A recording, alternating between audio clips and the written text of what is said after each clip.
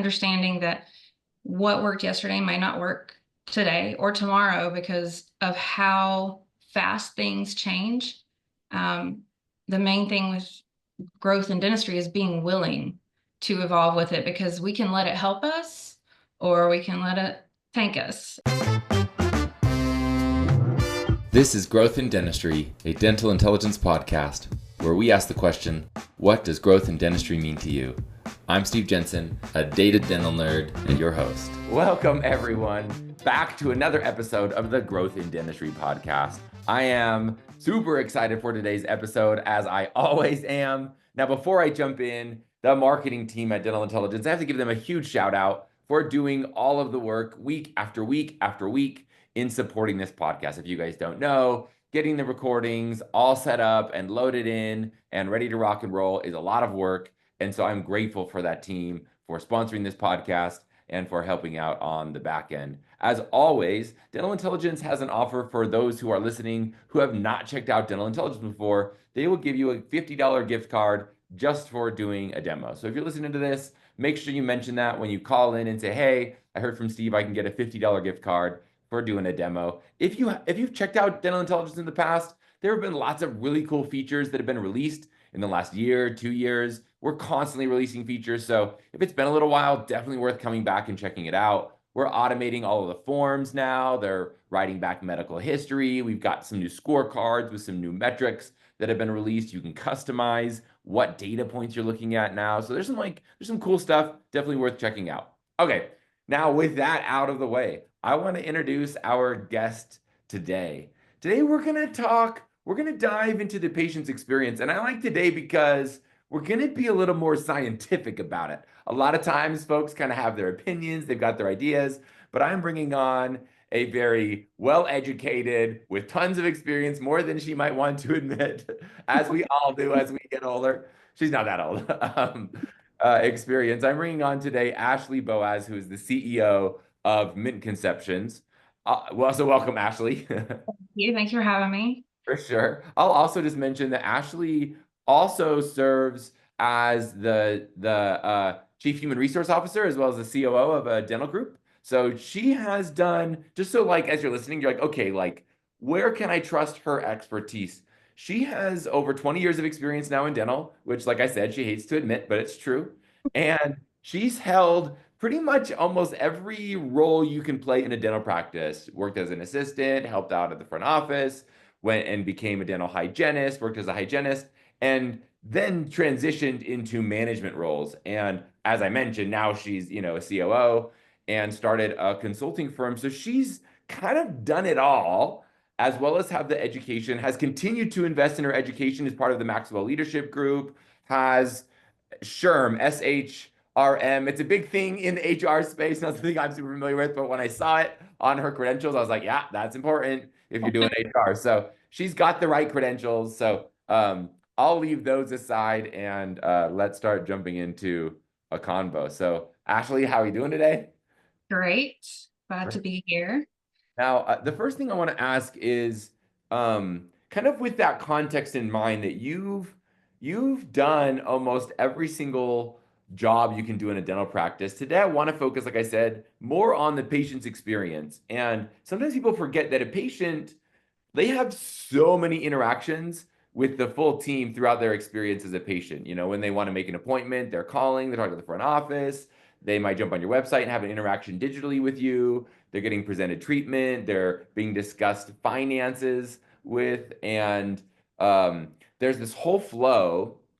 So I first want to kind of ask you, like, what are some of the biggest misconceptions you see in the dental profession about whether these patient interactions are having or good or not? Like, what are some of like the common missteps people might make? One of the biggest I see is not understanding the value of the different touch points, the communication that happens at each of those. Especially since, everything we know, 2020, right? Everything shut down. We got real digital with everything. So we started, this could have been a text or this could have been an email. And in a way, we kind of checked out from our conversations with each other. Yes, we still had Zoom, but it was just another digital medium. But having to be face to face with these patients, it forces you to kind of build a relationship. And people have changed the way they communicate so much that they're not as willing or able or capable. It's out of practice. You don't use it, you lose it. And it goes both ways. Patients can often still be on their phone and they're disengaged. So really getting in front of them when they're speaking to them, so you guys can have one-to-one conversation, make eye contact, mirror body language, all of those things build trust. And if your patients don't trust you, you are a liability risk for your insurance, unfortunately. But it's throughout the office. It could happen at any point, any of those conversation points that happen from the first phone call in, when they check in, how were they received? Was it a smile or a frown when they came in the door? When they go in the chair, obviously that's one of the key moments. Do they trust you as a doctor? But then at checkout, discussing finances, those all need to be pleasant experiences. Finances are a difficult conversation, but you really want to work to build a relationship and understand your patients. So I guess my answer to it is devaluing the communication that happens, because it's really the most important part of that whole experience for them and whether they're going to be a repeat patient for you. Now, I love that. I just barely, as I was listening, I was just latching onto this idea of trust. I don't know that I've ever really thought through like, hey, I want to think about my interactions with the patients, and am I instilling like reasons for them to like trust us and like us, or am I giving them reasons to not trust us? Now, you mentioned one thing, just like being greeted with like a frown or frustration or like I think it can get really busy in the front office where it's like I'm trying to juggle phone calls and check-ins and checkouts, and there's just a lot going on. Sometimes, difficult conversations you might not want to have end up happening there at the front desk. So you're trying to like not show that to everyone. So what are some of the other moments where you might lose a patient's trust? So there's that like initial interaction. You mentioned like a frown or that kind of interaction. What are some other things people might knowingly, unknowingly do that would make a patient check out a little bit? Be like, I don't know. A lot of it is your body language. Yes, I mean, a frown is body language, obviously, but we do things that we don't even think about in our conversations.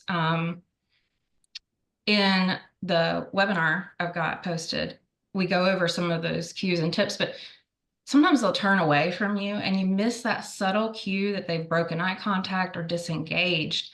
But you do the same thing. So say your staff pops in the door and they leave you a note like, hey, I need you. And if you turn away, if you disengage from the patient, there's lots of little clues we give that we are not focused on them. And that alone can breed mistrust because they're worried. Are you even thinking of me about me? Are you putting my treatment in the computer? Or are you thinking about Joe down the hall? Or getting interrupted for a phone call, those kind of things. They want to feel like they're the focus. So you have to work really hard to be intentional when you go in that room with them. Yeah, that's so true. I'm like I'm trying to picture my experience sitting in a dental chair, and generally speaking, like there's the chair, but then there's like a computer screen off to like either the left or the right, where yeah, I can totally see how, like you want to be like engaged face to face, similar eye level, I think like you mentioned, where it could be pretty tempting just to kind of like, and if you're listening on Spotify, you can't see me or on podcast, but like it can be, you can just kind of just sit there and kind of work on the computer and like be talking to the patient and like not actually like looking at them, Mhm. Be like, okay, Yeah. my notes, I'm gonna like make sure I coordinate things and shout to the assistant, hey, will you bring this in for me? I'm gonna go do this thing. So I can totally see that. Now, one of the things I'll kind of shift to this for a second, then we'll come back to this because I think this is important. One of the things you mentioned this webinar. So there's a really cool webinar training that I really like that Ashley did. There's a reason why she's on here, and we'll post that in the show notes. And in there, one of the things you talk about is how it can be helpful to understand Maslow's hierarchy of needs as you think about the patient experience. So first, Ashley, can you kind of tell us, like, just remind everyone, like, what that like pyramid, the hierarchy of needs, like is, and then let's talk about like how we can use that to actually like change the patient experience, or how we can use it to make sure our patients are comfortable. So the Maslow's hierarchy kind of progresses up these levels, where your needs are met. So you've got your base level, they call it like the physiological, where it's, food, shelter, sleep. So then you go up from that, you've got safety needs. Do you have resources, employment? Are you healthy? Do you feel safe? Pretty like your safety net. If you've reached that point, you feel pretty comfortable with things, right? And then it goes up to like love and belonging. Then you build relationships with people, friendships, family, connections in the community. You hop up from that to esteem. Esteem is, it's not just like publicly, respect. It's also self-respect, self-esteem, your status in a particular situation, recognition. And then above that is self-actualization. And that's where you're trying to be the best you can be. So you reach a point where all your needs are met, and now you can focus on going above and beyond. So the idea is if I understand the needs of my patients, just the physiological needs that they need to have, their resources met, like, and in this case, I don't know, like what the application is. It's like, don't do dentistry outside, like where there's bears that are going to attack. I don't know on that first. I'm sure you have some better connections than I'm making, but the safety one certainly, I think, is important, as you start there and you work you up. Like, I know people say it all the time that people's biggest fears are like public speaking and going to the dentist, like it goes up high up there on the list. So people have, fears of maybe, their safety or whether it's going to be painful or not at the dental office. So talk me through, Ashley, as we think through kind of the hierarchy of needs. Talk me through how you could use that to actually transform the patient's experience, like a practical example. So you'll most often see when they're undergoing financial hardships, you notice that the physiological, the base needs aren't met. So in those situations, I always recommend you have resources for them. So not every patient is your patient, and they don't have to be. But making sure that as like a good person, you put them in contact with people that can help them. You'll often see it with Medicaid or health services, that their base needs, food and shelter, they're still on that level. Maybe they've got a home, but maybe their employment situation is, not 100%. So you want to make sure that they have the resources, even if you can't help them in your practice. If you encounter one, being able to get them in touch with the right people. I like when you have a network of contacts that you've cultivated. So these could be peers in your industry that can continue that care in a way that they need. You also see it when you get up in those higher levels, they can start focusing on themselves. So all of their lower level needs have been met. And this is why cosmetic things are a little bit harder sell. So when we get into ortho and veneers, whitening, they're a little bit harder sell if somebody hasn't met all of those bottom level needs, because they're not going to spend on the above and beyond, because they're still worried about how they're going to feed themselves, right? So you see it come out in a lot of different ways, but if you can take the time to listen to them and understand, you do have to pull some context clues. Sometimes they'll just outright tell you, but if you take the time to listen to them, you can understand kind of where they're landing on that level, and you can frame your conversation appropriately. So some of those higher level needs, like say they want braces, maybe it's been impacting them getting a job, that their teeth, that issue, whatever it is, they're not able to secure employment in whatever field they're wanting to be in. Then that's hitting more of a safety need. So if you can understand kind of what's impacting them and asking those questions, you can frame your conversations more effectively for better acceptance. Yeah, that's I just was thinking, I have a really close friend that I grew up with that had lost a bunch of teeth and did go without employment for several years. And it was actually crazy. So, in his scenario, ended up with some adult dentures and in his, mid 30s, late 30s. And, I kind of, maybe this is like, maybe I'm like wrong for this, but like, I kind of wondered like, is it really your teeth? Cause he would say like, I'm not getting a job. Like people just won't take me seriously because of my freaking teeth. And, but like no joke, it's like crazy how much of a difference it made as soon as he got the adult dentures and like could present with like what you would expect, to see when someone opens their mouth and smiles, how much of a difference it made. It Yeah. got a job pretty quickly. I don't, Mhm. and there's also maybe like a little bit of like your own self feeling too, like you feel more confident presenting in those circumstances as well, for sure. Like I've noticed that difference in friend, but yeah, it's Definitely. interesting. I hadn't really thought about that, like thinking more holistically around how do I help my patients at whatever level they're at in kind of trying to fulfill their needs, and then connecting with that level, and that will bond them to me in my practice. That probably helps with patient retention. Like I'm a numbers guy, as people know, so like I'm constantly thinking like, okay, like how am I gonna measure this? But it probably does help with patient retention to make them want to stick around. Probably helps with referrals and reviews. People are like, yeah, like these people actually care about us as humans, and help connect me with the right folks, to improve my life. So I love that idea a Yeah. lot. In the webinar, we kind of get into that as well. There's a few cases in there where you see it, it really doesn't matter what we think, it's what they think.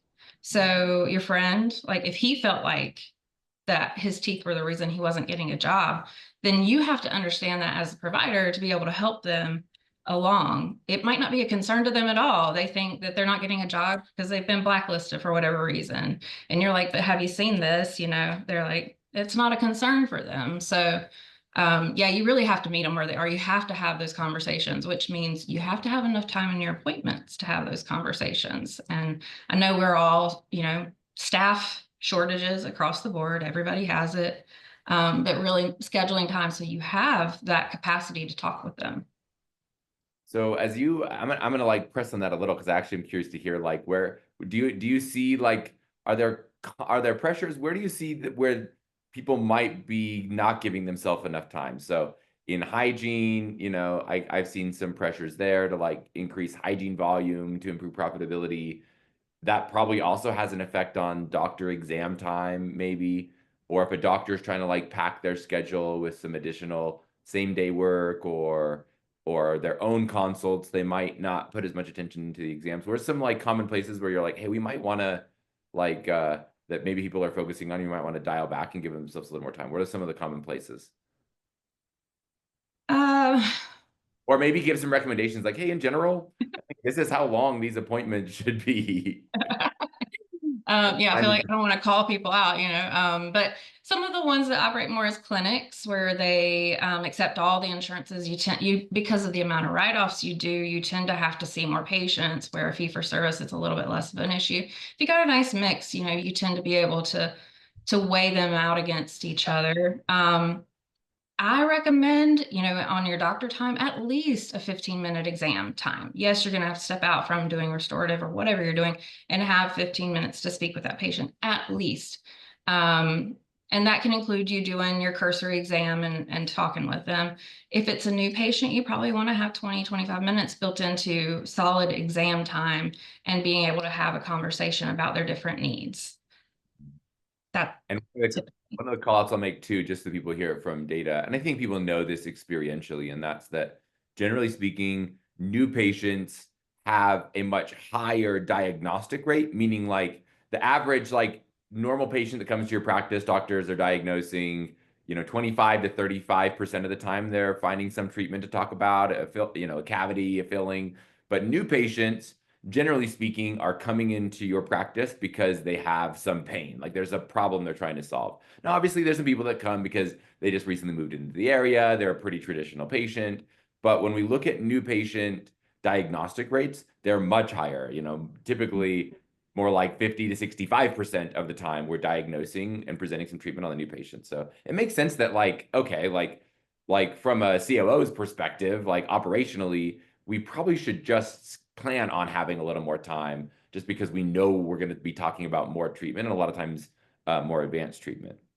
Yeah, especially with your new patient exams. Plus, it's a time for you to build trust because that first encounter is going to be the one that kind of decides, do they keep coming back? So you don't want them to feel like you're rushing in and out of there. And we do typically see that, those new patient exams, those are bigger tickets for you if you're able to get it all accepted and move forward. Part of that is So I've been doing this a long time. They tend to transition out, right? They will come and they'll go solid for several years, and then insurance changes, life changes, something happens, and then they kind of fall off the grid for a little bit. That doesn't mean they don't come back. Some of them will go try somewhere else out, but often you'll have a new patient coming back in that's not necessarily new. They're seeing you again, and it's been a few years, so you have this opportunity again. But every time you have those exams, you're speaking with them. You have the opportunity to discuss their concerns, where they're at in life, what they're wanting to accomplish, and really taking time to talk through those with them. You continue to build that trust. So the hope is that when they do fall off the wagon for a couple of years, because that happens, that they'll come back to you and want to talk to you again because they felt like you cared the last time they saw you. So I'm really big on building that relationship with them. Yeah, now I'm gonna like I'm thinking through this whole relationship experience. We've talked a little bit about kind of a new patient coming in, uh, or an existing patient, making sure they're greeted in a way that makes them feel safe and is like fulfilling, their needs. One of the big kind of struggle buses in dentistry is, we like having clinical conversations, we like educating, but then when it comes to having financial conversations, that can be a struggle, especially dentists, I think, struggle with that. They don't want to like have to necessarily have that financial conversation. So kind of a two-part question, Ashley. One, what's your opinion? It's like a hot take, what's your opinion on doctors talking finances versus saying I don't want to touch it all and having team talk finances? And then either way, do you have any advice for how to make sure that conversation is both effective and empathetic?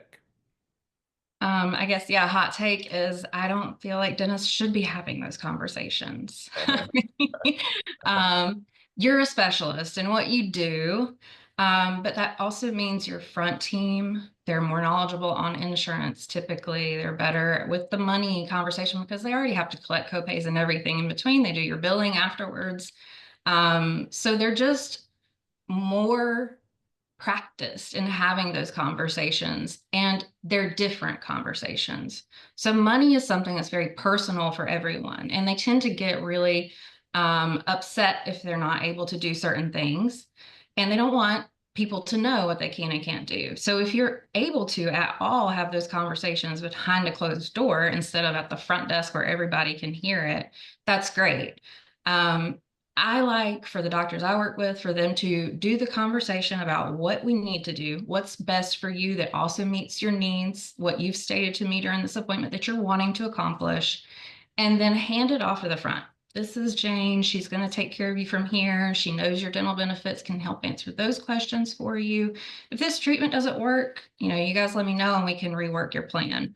But she'll take it from here and just leave it at that. Jane is probably well versed in everything having to do with all the money, and she can separate herself from the treatment. You are the provider, so you're supposed to be taking care of that patient.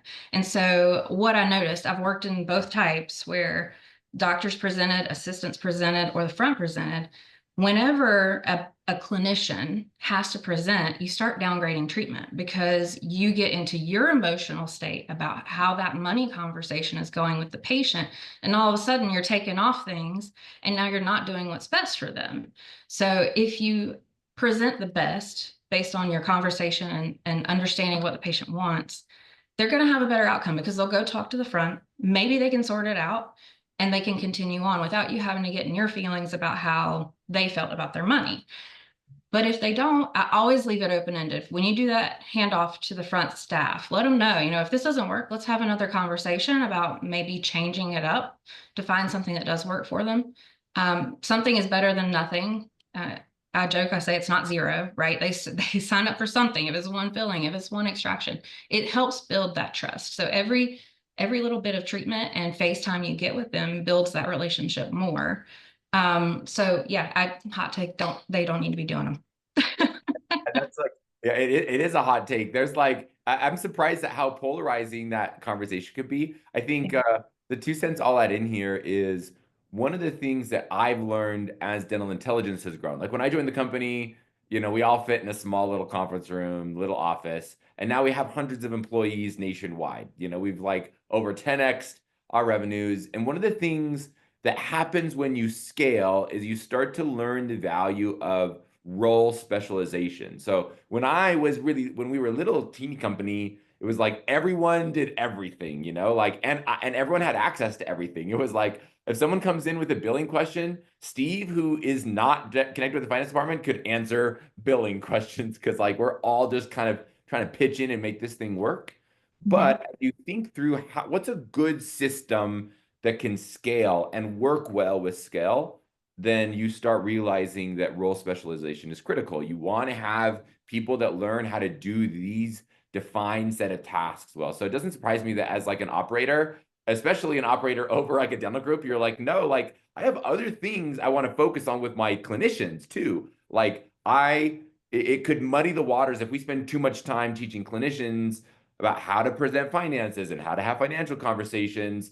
We might lose traction on other clinical initiatives we have with them for clinical efficiency and how to talk through like their how to diagnose and what they're diagnosing so that it matches kind of our big goals for our standard of care. So it doesn't surprise me that it's like, hey, like we can train a front office team member to have really skilled, good financial conversations, and they're just doing that consistently all day, every day. So I like the answer. I think just for listeners, if you're listening and you're thinking, no, I'm a hardcore, like the doc needs to have that conversation, you might be in a position where maybe your systems aren't set to scale potentially. Does that make sense? Like you might be used to that kind of experience, like I mentioned, where it's like, no, it's all hands on deck. We all do everything.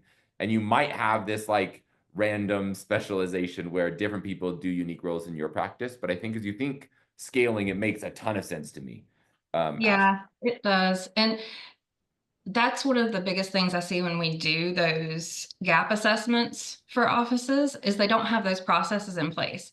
Now, I am one for, I don't want to hear it's not your job. I don't want to hear it. At a certain point, everybody is there to try and take care of each other and make sure things get done.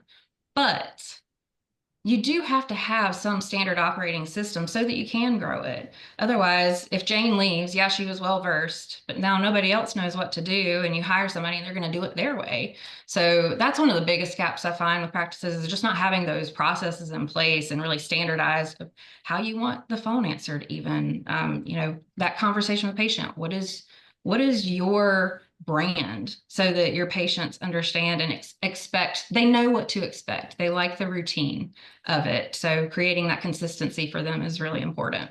Now I'm gonna ask you this question because you brought up the gap assessment. So when you go work with a client, you do a gap assessment. I'm gonna ask you, what exactly do you look at when you do a gap assessment? And the reason why I'm gonna ask is because for all the listeners, you might think to yourself, okay, like I probably should go look at those things myself, or reach out, obviously to you to help with that gap assessment. What are specific things are you looking at or looking for when you do the gap assessment? The gap assessment covers all the portions of your practice that might impact your profitability. So it could be, your financial awareness, your CRM or follow-up systems, basic operating processes for the team, HR processes. What do you have in place for compliance in the office? It really hits everything. The gap assessment's free. You guys, I'll give you the link so you can share that as well. It's really good for giving you that red flag report so you can understand what's going on. And I always tell if somebody's going to schedule a consult, my next thing is go ahead and fill this out so we can talk through it. But with everybody who fills it out, who they're like, I just don't know what to do. 9 times out of 10, it's a process issue that's not in place. Mm-hmm. Yeah, I think it's always helpful to have a third party just come and like think through your piece of the business or your problems. It's always enlightening. Even like here within my own role at Dental Intelligence, like oftentimes I'll think like, okay, yeah, we're solving this problem really well. And then someone new will join the call and they'll start asking questions. And I'm like, oh, we didn't think about any of that stuff. And that's like really critical to do, doing this project really well. So I like the idea of having someone come and do a gap assessment. So if you're sitting there listening and you're like, oh yeah, that would be sweet. What's the best way for them to get in contact with you and the team, Ashley? You can go to the website and it'll say discovery assessment in the corner. If you start there, it'll give you an option to schedule. There's a contact form on there, but you can also email info@mintconceptions.com and you'll get one of us and we can help you arrange a consult so we can talk through whatever you've got going on. Sweet. Now, I want to ask one more question to like wrap up the episode today. I can't believe the time has flown so fast. I just looked up and realized, well, we've been going for a while. I ask every single one of the attendees the same question to end the podcast, and that is, what does growth in dentistry mean to you? So I'd love to hear your answer to that question. It's the namesake of the podcast. What does growth in dentistry mean to you? To me, it means continuously improving your processes and mindset. So always being focused on growth, personally and professionally, understanding that what worked yesterday might not work today or tomorrow because of how fast things change. The main thing with growth in dentistry is being willing to evolve with it, because we can let it help us or we can let it tank us. And looking at some of those practices that are starting to try and retire and transition out, it's very obvious when they get stuck and don't continue to evolve. So that's what I would encourage is continuous evolution alongside it instead of fighting it, because it'll be so much easier. Yeah, I love that. What a perfect answer. Well, Ashley, thank you again for joining. Once again, we'll throw a few links in the show notes, a link to a webinar if you're interested in learning some more there, kind of getting some of Ashley's takes, a link to your website. I think we'll go ahead and throw in the show notes just so that it's easy for folks as they listen to get access to that. So Ashley, once again, thank you for joining us today. And thanks to all the listeners for joining. This has been another episode of the Growth in Dentistry podcast. My name's Steve Jensen, your host. Keep growing. We'll talk soon.